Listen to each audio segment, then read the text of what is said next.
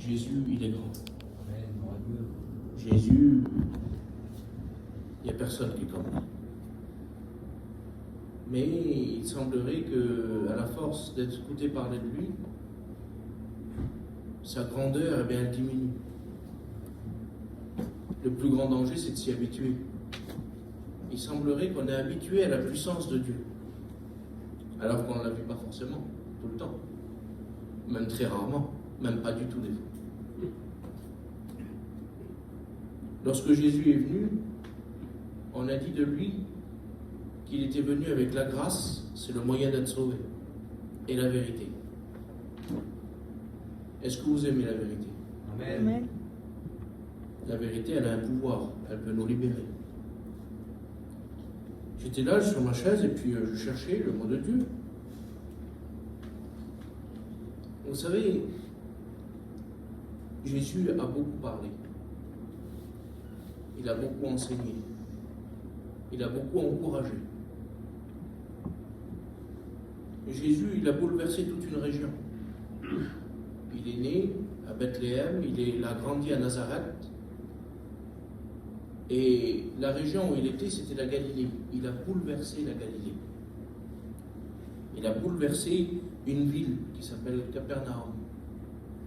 Il y avait une synagogue là-bas, là où on entendait parler de Dieu. Il a même bouleversé toute une famille entière. Oui, parce que Jésus guérit. Amen. Amen. Vous savez, ça paraît rien comme ça. Mais lorsque quelqu'un de chez nous souffre de la maladie, et qu'on sait qu'ici, il existe un Dieu qui guérit, ça peut faire toute la différence. Amen. Vous savez, comme je vous l'ai dit, il a beaucoup parlé. Il a dit au peuple de ne pas s'inquiéter. Il a dit qu'à travers cela, il était en train de leur faire comprendre que Jésus, il pourvoit. Il pourvoit à nos besoins. Et si on devrait s'arrêter que sur ça, toi qui te dis peut-être il me manque, mais je voudrais te dire que Jésus, lui, il pourvoit à tes besoins. Il sait ce que tu as besoin, pas ce que tu as envie. Parce que souvent, ce qu'on a envie, c'est pas terrible. On ne le sait pas toujours, on ne s'en rend pas compte, mais c'est une réalité. Jésus pourvoit et il a dit, ne vous inquiétez pas. Il a dit aussi que l'on sera jugé de la manière dont on juge. Et à travers ça, il voulait nous faire comprendre qu'il faut faire preuve de compassion. Suivez-moi, vous allez voir où c'est que je vais en venir. Vous êtes avec moi? Amen. Vous connaissez ce verset? Il dit, toi qui as une poutre dans ton œil, pourquoi tu vises, pourquoi tu juges celui qui a une paille? Il semblerait que c'est toujours plus facile de regarder ce que l'autre fait de mal plutôt que de s'examiner soi-même. C'est facile de passer à côté. Un téléphone, rigoler un peu. Ça peut être facile. Mais lorsqu'on veut vraiment être un garçon, une fille qui s'intéresse à la vérité pour essayer de toucher à la grandeur de Jésus.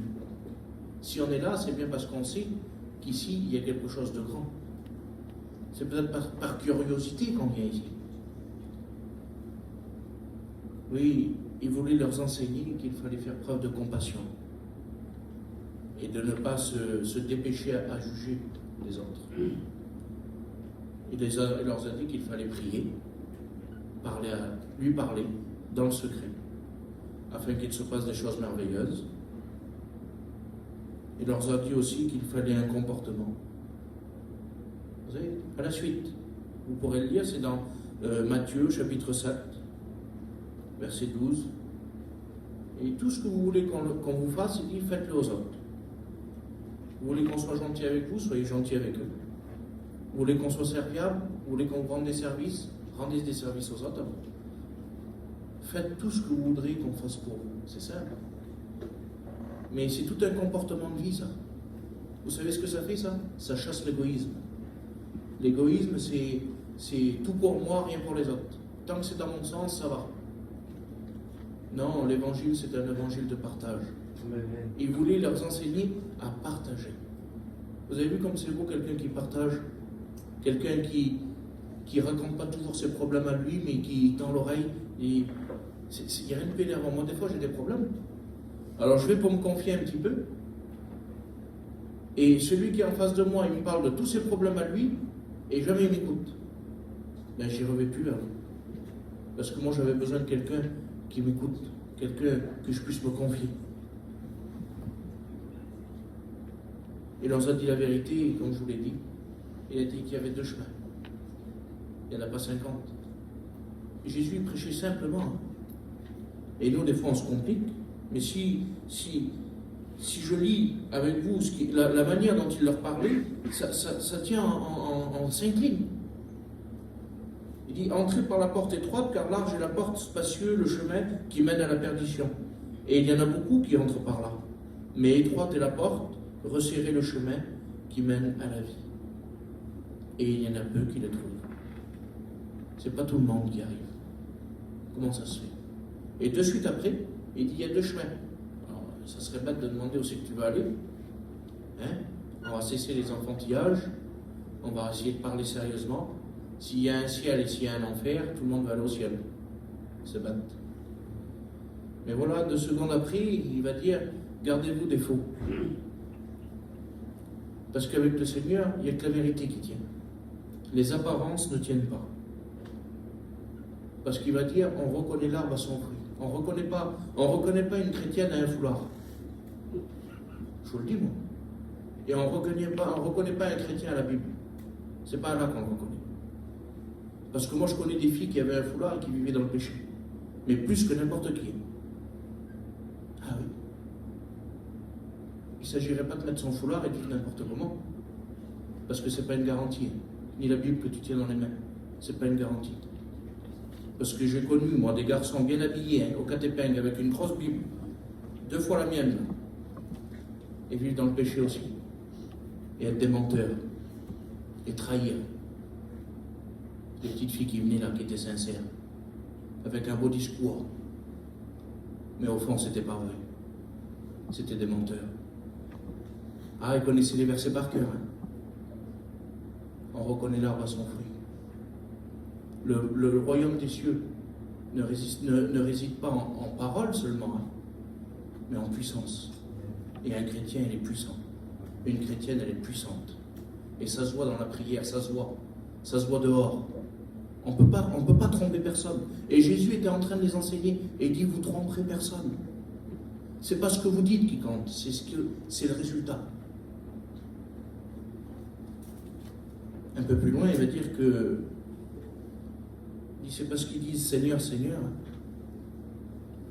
Il est en train de leur dire, il dit, il y en a certains qui vont dire, on a fait, on a prié, on était là, on était fidèles, et avec nous. On n'était pas beaucoup, mais nous on était là. Il va les avertir, il ne va pas les juger, mais il va juste leur dire la vérité, tout doucement, paisiblement. Il va dire, le péché, ça passe pas. Je t'aime de tout mon cœur, mais le péché, ça passe pas. Et il dit, il y en a certains qui croiront rentrer, ils ne rentreront pas. Je vous le dis à l'avance. Il est prévenu à l'avance. Il dit, il y en a certains qui voudront aller au ciel, ils ne rentreront pas. Parce qu'ils disent des lèvres, mais ils ne le font pas avec le cœur. C'est des faux. Les apparences ne tiennent pas, et le péché n'est pas gracié comme vous le croyez. Vous savez, il va donner un bon exemple. Vous connaissez cet exemple? Je vous dis tout ça, hein, je vous prépare. Je vais vous dire quelque chose après. Il va dire, vous reconnaissez ces versets qui dit, on le chantait, moi je le chantais quand j'étais petit. Et le vent souffla, la pluie tomba, et la maison s'écroula. Vous savez ce que c'est ça? C'est un chrétien qui ne veut pas mettre en pratique, qui pense qu'il est fort, mais il n'est pas basé sur Jésus. Et quand on n'est pas basé sur la vérité, quand on n'est pas basé sur la Bible, quand on ne vit pas toute notre vie en fonction de la Bible, quand il vient l'épreuve, on tombe, on s'écroule. Il était en train de la prévenir, il dit qu'un chrétien, il faut qu'il mette en pratique ce qu'il connaît. Vous savez tout ça? Vous savez comment on appelle ça? Tant qu'on ne l'a pas vécu, c'est de la théorie. Tout ça, c'est une suite de mots que si on refuse de le mettre en pratique, ça nous sert de rien.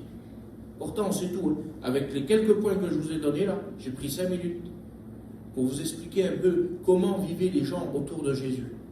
Ils n'étaient pas en manque de réunion, parce qu'à lui-même, il avait tous les ministères. À lui, il avait tous les dons.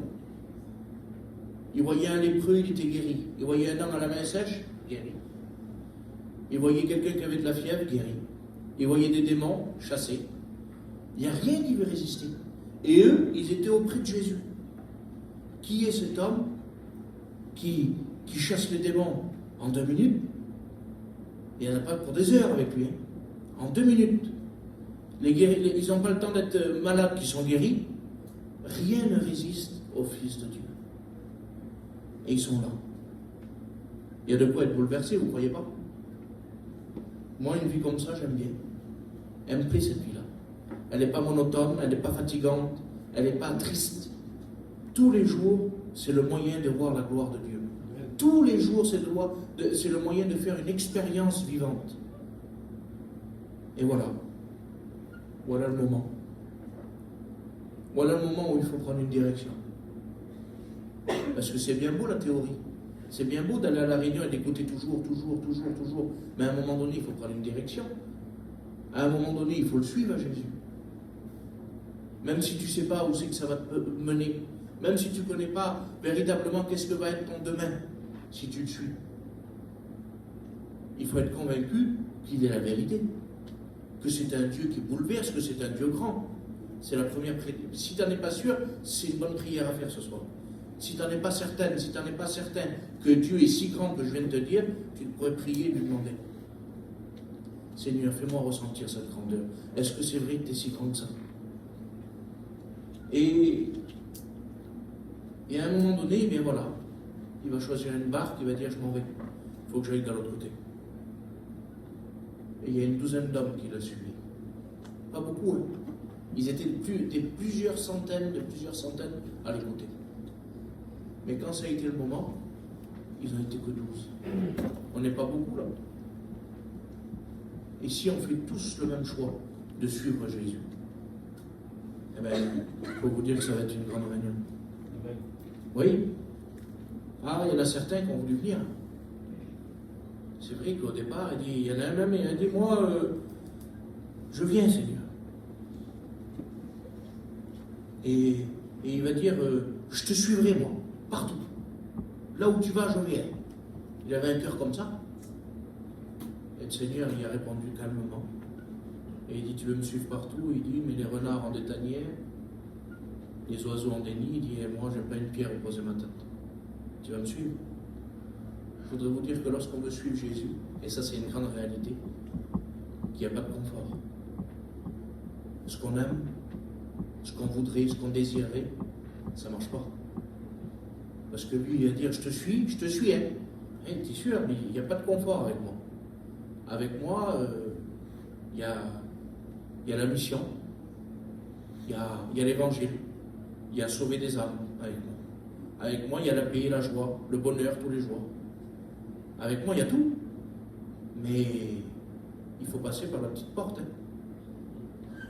Et dans la petite porte, la chair, elle ne passe pas.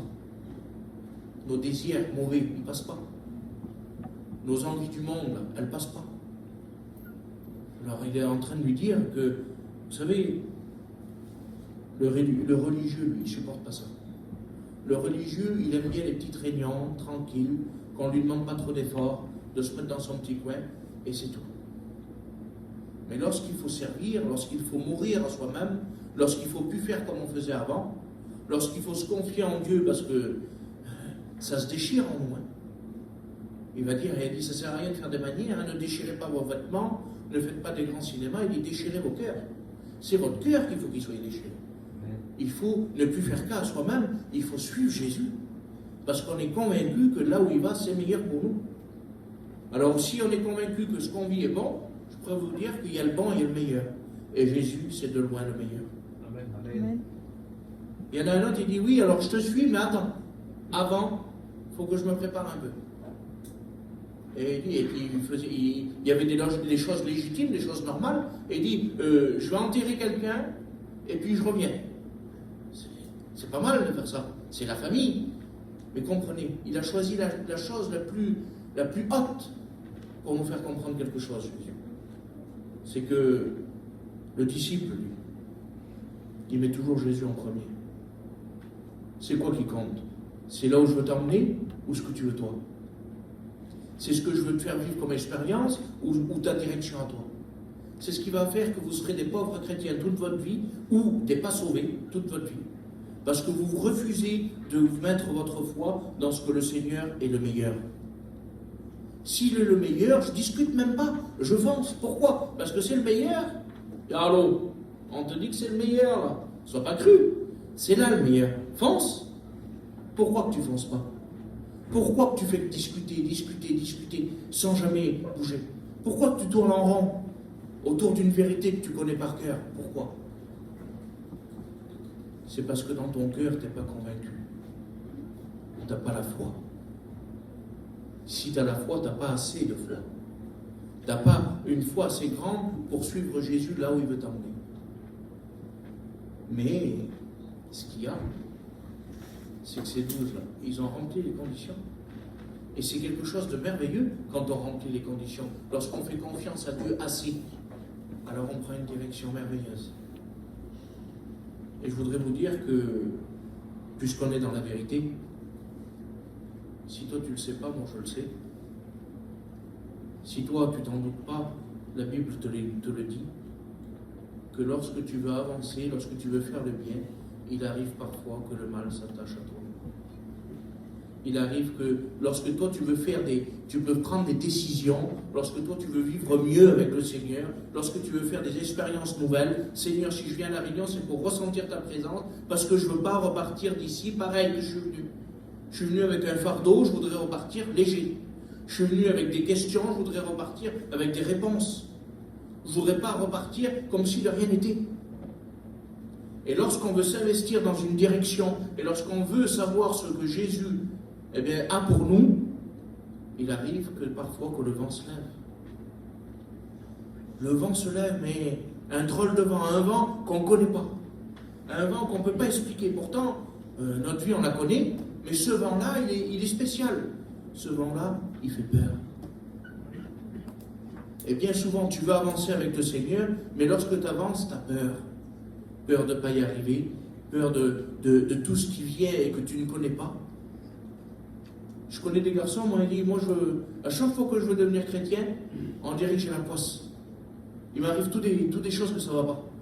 Et il dit, il vaut mieux que je reste comme je suis. Vous vous rendez compte, la peur? La peur et l'incompréhension, lorsqu'on ne comprend pas. Lorsqu'on ne comprend pas une situation, on en a peur. Et vous savez, les disciples, ils avaient peur. Parce qu'ils ne comprenaient pas ce qui leur arrivait. On a fait tout le bien. On est venu, on va à la réunion, on fait des efforts en ce moment. En plus, il y a une direction, on a décidé d'apprendre dans notre cœur. On n'a rien dit à personne, mais dans notre cœur, on veut plus. On va aller jusqu'au bout. Mais le vent se lève et les vagues commencent à monter. Il semblerait qu'il y a des problèmes que là, on ne va pas y passer. Il semblerait que là, ça sera trop dur. Là, on dirait que tout se déchaîne autour de nous. Avant, on était en paix et maintenant, tout s'agite. Chez nous, c'est plus comme avant. C'est spécial. On dirait que toutes les fois où on voudrait quelque chose de bon, eh bien, il se passe quelque chose de mauvais. Vous savez, lorsqu'on est dans l'épreuve, lorsqu'on veut faire le bien, et qu'il vient plein d'adversités devant nous, vous savez ce qu'ils ont fait? Ils se sont rapprochés de Jésus. Si Jésus il était d'un bout, eux ils étaient d'un autre. Et il me semble, et permettez-moi d'imaginer, il me semblerait qu'ils se sont concertés, il dit, vous voyez bien qu'on meurt de peur, ouais. Et il dit, il n'y en a pas la solution, regarde, il y a de l'eau qui coule, il y a de l'eau qui commence à rentrer dans le bateau, on va couler. On ne va pas s'en sortir. Et il dit, on ne connaît pas cette tempête-là. Ce vent-là, on ne le connaît pas. Ces vagues, on dirait qu'elles n'ont jamais été aussi fortes. L'épreuve, elle nous fait nous rapprocher de Jésus. Il ne faudrait pas que tu te trompes dans cette soirée. Il ne faut pas que l'épreuve, elle t'éloigne. Il ne faudrait pas que l'épreuve, elle te dise « tu reviendras plus tard ». Non, l'épreuve, elle doit te servir à te rapprocher. Et lorsqu'on est proche de Jésus, vous savez ce qu'il leur a dit, vous le savez tous. Il dit « tu t'inquiètes pas, Seigneur. Tu ne vois pas là. Tu ne vois pas là où. Qu'est-ce qui se passe vers nous? Tu ne vois pas ce qui se passe en ce moment-là. On a dit qu'on te suivait, mais regarde, on va tous mourir. Tu t'inquiètes pas, toi, Seigneur. » Jésus était en train de dormir. Vous savez ce qu'ils n'ont pas compris, c'était sa manière d'être. Ils n'avaient pas compris ce qu'il détenait. Dans ses mains, il y avait la paix. Il y avait la paix. Eux, ils n'avaient pas la paix. Ils ne croyaient pas. Ils ne croyaient pas que Jésus l'avait. Ils ne savaient pas, eux. Il leur a dit, pourquoi avez-vous peur comme ça? Pourquoi que tu as peur? Tu ne sais pas. Tu ne réalises pas avec qui tu es. Tu ne réalises pas qu'au bout de ta prière, là, il y a Jésus, le Fils éternel de Dieu.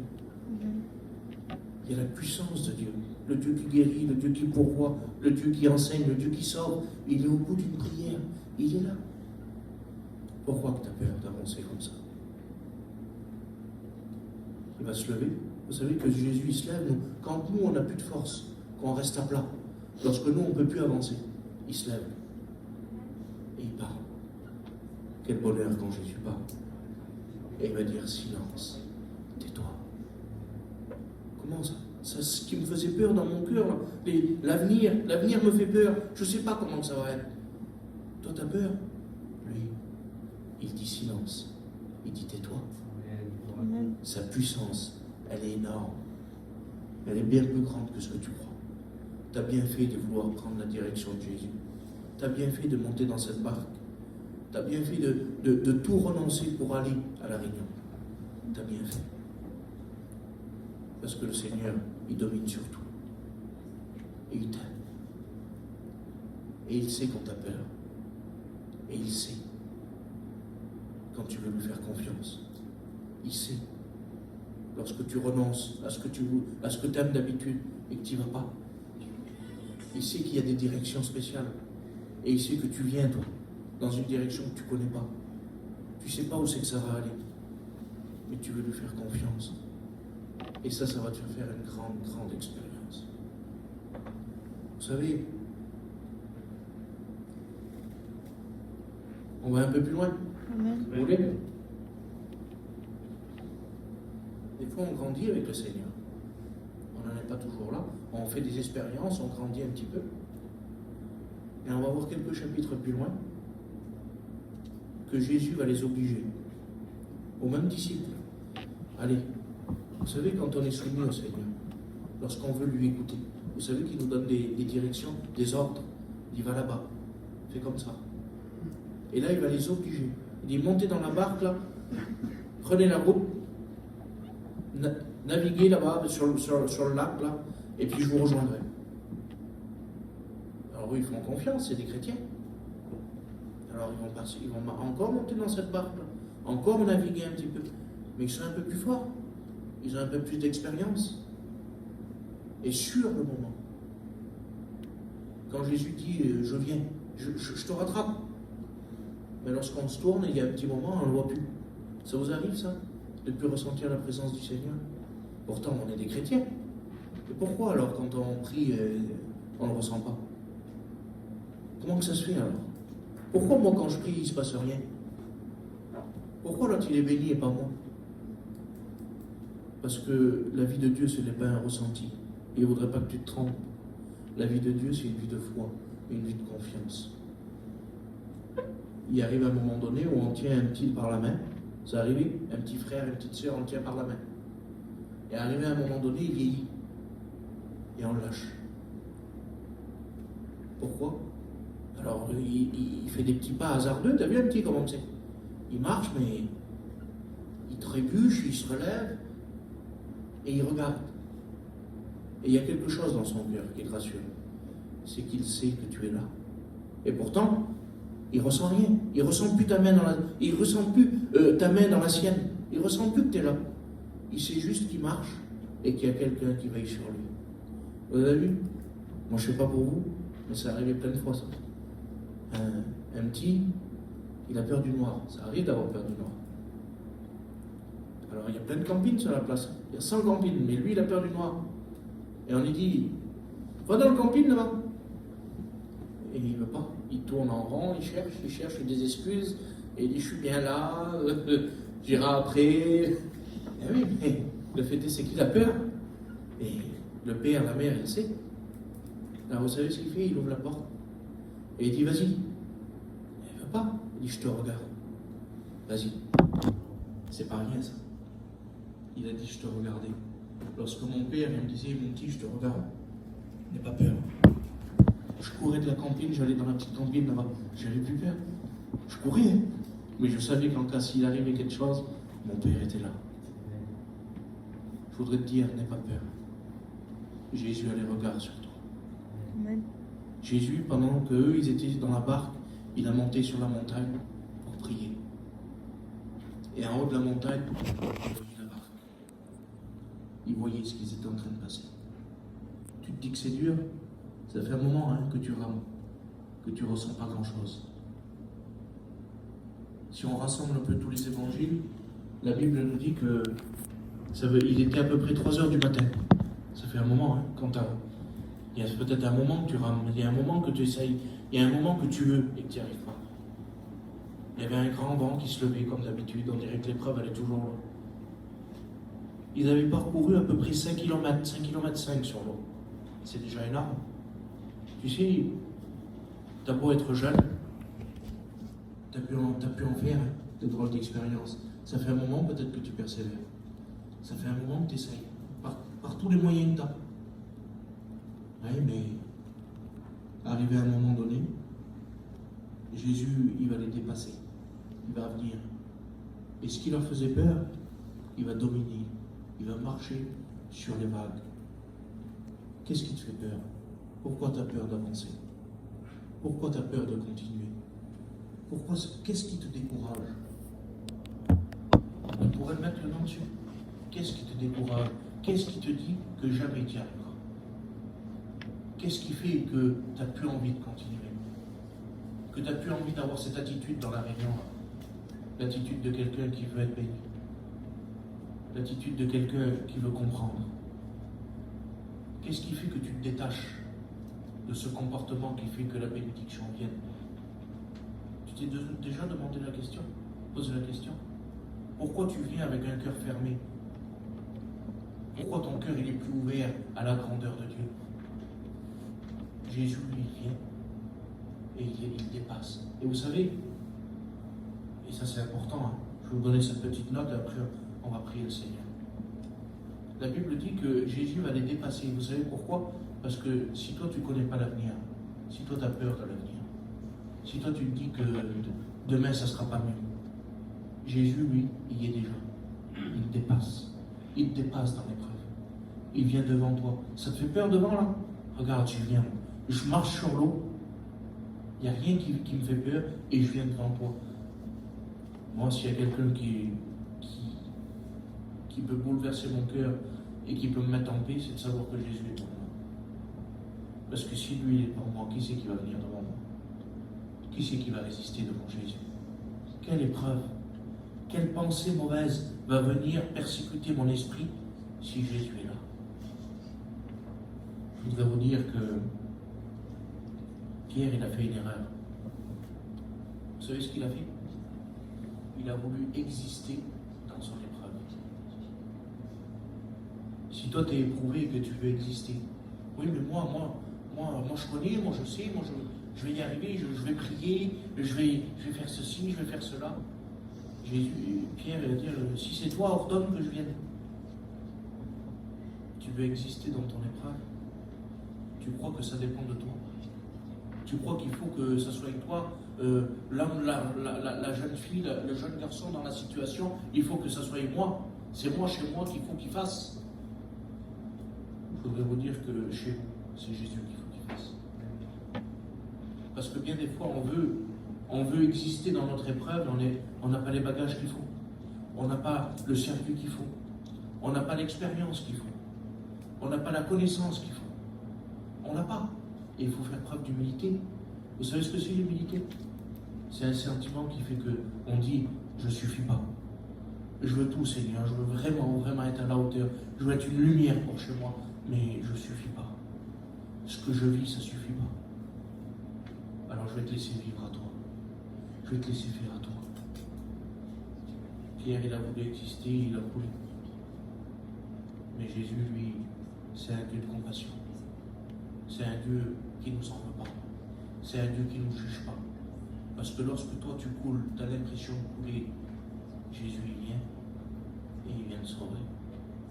Il n'a de cesse de vouloir te sauver. Il n'a de cesse de vouloir que tu réussisses. Vous savez, pour certains, la conversion, elle paraît loin. Il y a tellement d'épreuves, il y a tellement de choses que quand on veut faire le bien, ça ne va pas, tu vois bien qu'on n'y arrive pas. Vous savez ce qu'elle dit, la parole de Dieu? Que lorsque Jésus est venu dans la barque, aussitôt, ça veut dire tout de suite après, là, dès qu'il était dans la barque, tac, ils ont arrivé à l'autre bord. Ils étaient vraiment pas loin. Ils croyaient qu'ils étaient loin terribles. Ils ne savaient pas. Jésus, dès qu'il a monté, ça y est, ils étaient de l'autre bord. C'était fini. Ils avaient réussi. Est-ce que tu veux réussir? Est-ce que tu es venu là? Est-ce que maintenant, avec tout ce que je t'ai dit, tu as envie de réussir? Tu as envie de la passer, cette épreuve? Tu as envie de pouvoir voir à l'autre bout qu'est-ce qui se passe? Tu as envie de la prendre, la direction du roi des rois, le Seigneur des seigneurs, celui qui dit je suis la porte, je suis la vérité, je suis la vie, je suis le chemin, celui qui domine sur toute situation, celui que rien ne résiste, celui qui dit un mot et tout change. C'est celui-là que je sers. C'est celui-là que je suis venu prêcher. Et maintenant, c'est ta part. Ben oui, parce que c'est comme ça. C'est action-réaction. Il y a une action, on vous enseigne la parole du Seigneur, on vous donne un encouragement, on vous donne une direction, on vous donne tout pour réussir, et maintenant il faut une réaction. Il faut qu'il y ait de la foi dans ton cœur, et il faut qu'il se passe quelque chose. Et le Seigneur, il n'a pas besoin de beaucoup, il a besoin juste d'un cœur sincère, d'un cœur humilié, d'un cœur qui sait qu'il a besoin, un cœur qui veut plus. Et celui-là, il est exaucé. Amen. Est-ce que vous voulez qu'on laisse le Seigneur agir? Amen. Vous avez vu, moi je ne parle pas vite, je ne parle pas fort.